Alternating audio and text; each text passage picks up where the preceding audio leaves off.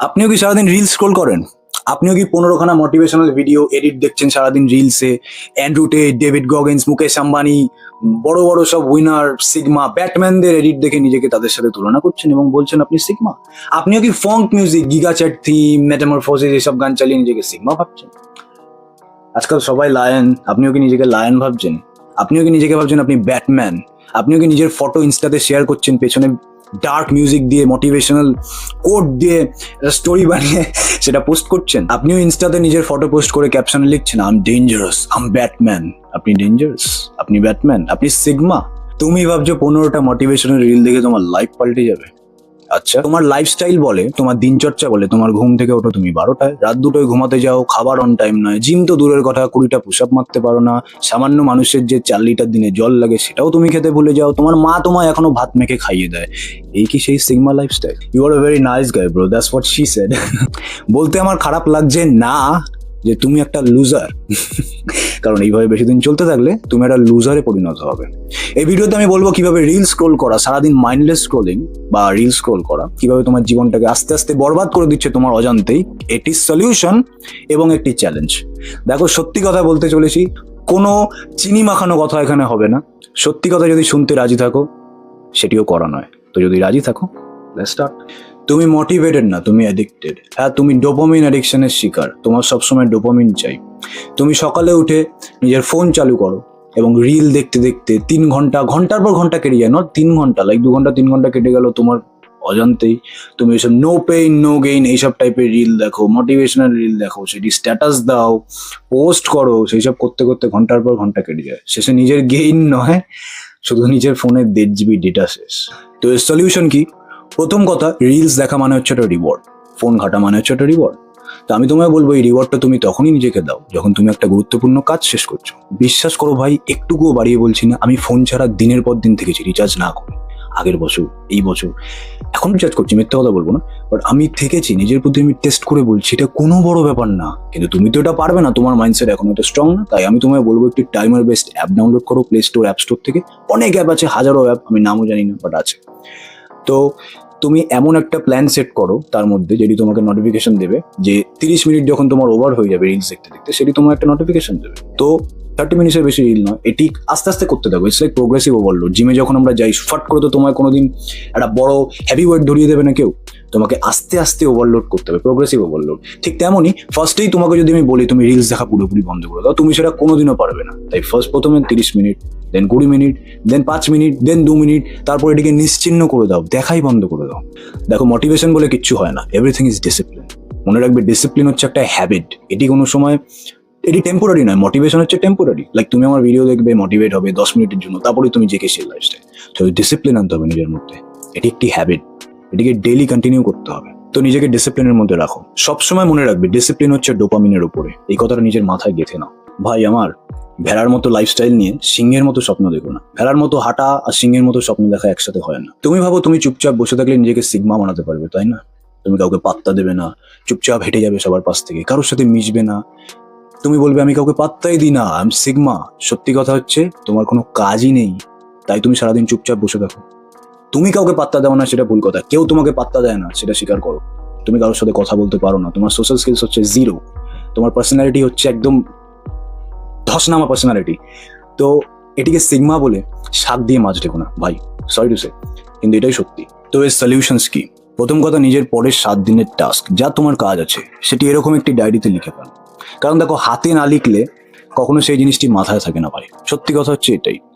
আমি সবসময় কি করি, আমার যা টাস্ক আছে আমি হয়তো সেটি পুরোপুরি ফলো করে চলতে পারি না, মিথ্যা কথা বলে তো কোনো লাভ নেই, বাট আমি এটা লিখে রাখার ফলে কি আমি সেইভাবেই নিজেকে অপারেট করি, আমার মাথায় থাকে।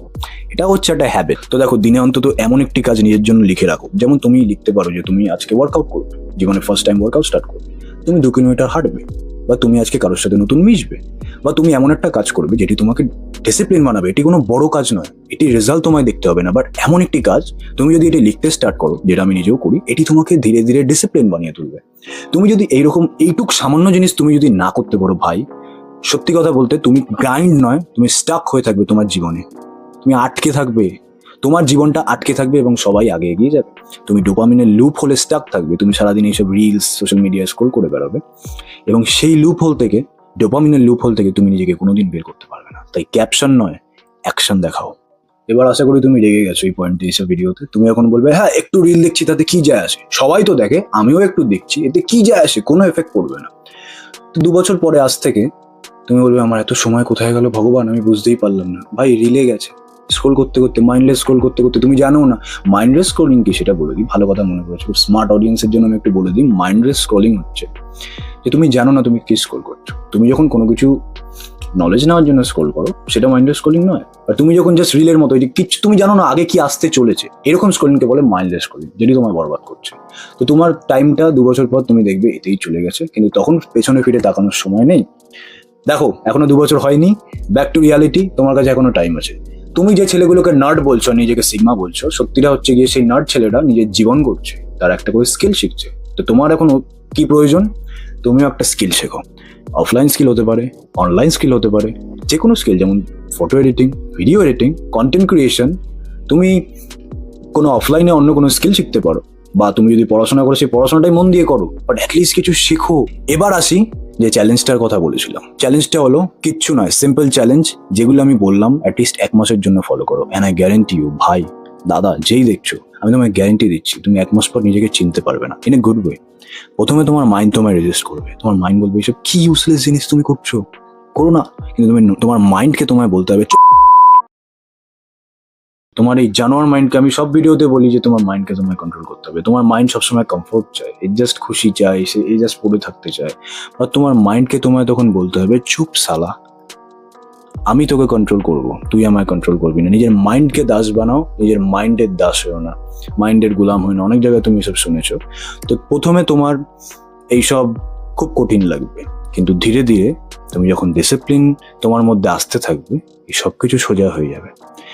তুমি তখন সিগমা হয়ে উঠবে, তাই না? তুমি সিগমা হতে চাও, তুমি তখন সিগমা হয়ে উঠবে। আসলে জানো সিগমা বলে কিচ্ছু হয় না। এই যে alpha beta, alpha male beta male, এগুলো হচ্ছে একটা টার্ম। সিগমা মেল এগুলো একটা টার্ম। এদের সবার উপরে হচ্ছে একজন ডিসিপ্লিন ম্যান, একজন ডিসিপ্লিন ম্যান এদের সবার উপরে, সেটি হোক। দেখো আমার মনে হয় না তোমার জীবনটা এতটাই ঠুনকো যে তোমার এইসব সোশ্যাল মিডিয়াতে টাইম ওয়েস্ট করা উচিত, রিলস দেখা উচিত। এগুলো কখনোই খারাপ নয়, তুমি দেখো, বাট একটি কন্ট্রোলের মধ্যে। বাট এখন 90% ছেলে মেয়েদের দেখে যা বোঝা যাচ্ছে, এবং তুমিও জানো, যে তারা জাস্ট এডিক্টেড, তারা আসক্ত হয়ে পড়েছে এর উপর। তারা নিজেদের অন্য কাজ ভুলে এইসব করে বেড়াচ্ছে। তোমার কি মনে হয় এটা ঠিক? কখনোই নয়। খুব কম পার্সেন্টেজ আছে।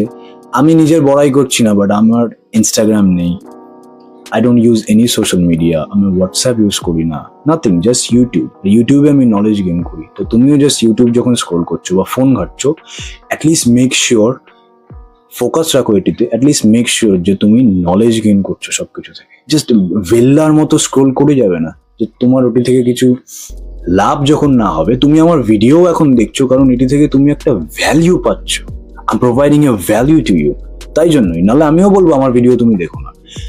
যেখানে তুমি কোনো ভ্যালিউ পাচ্ছ না, যেখান থেকে তোমার কোনো লাভ নেই, সেটি অনলাইনে হোক বা অফলাইনে হোক, সেটির মধ্যে নিজেকে ইনভলভ করো না ভাই, প্লিজ। হাত জোর করে রিকোয়েস্ট করছি, নিজের জীবনটা বরবাদ করো না। আর যদি বরবাদ করতেই চাও, কারোর কিচ্ছু যায় আসে না। আমি তোমায় চিনিও না, জানিও না, কেউ আসবেও না তোমায় বাঁচাতে। সো ভাই, আমার কোনো কথা খারাপ লাগলে প্লিজ আমাকে ক্ষমা করে দাও, আই এম সরি। কিন্তু আমি তোমার ভালো চাই, সত্যি কথা সবসময় করা হয়, এবং তুমি শুনেছো আমি সত্যি কথা বলেছি। এই ছিল ভিডিও। যদি ভিডিওটা ভালো লাগে, আমার মনে হয় আমি তোমায় কোনো ভ্যালু প্রোভাইড করতে পেরেছি। যদি ভিডিওটা ভালো লাগে দেন তুমি সাবস্ক্রাইব করতে পারো, এবং নেক্সট ভিডিওতে আমি ফিরে আসবো অন্য কোনো টপিক নিয়ে, ইন্টারেস্টিং টপিক নিয়ে। Till then, by.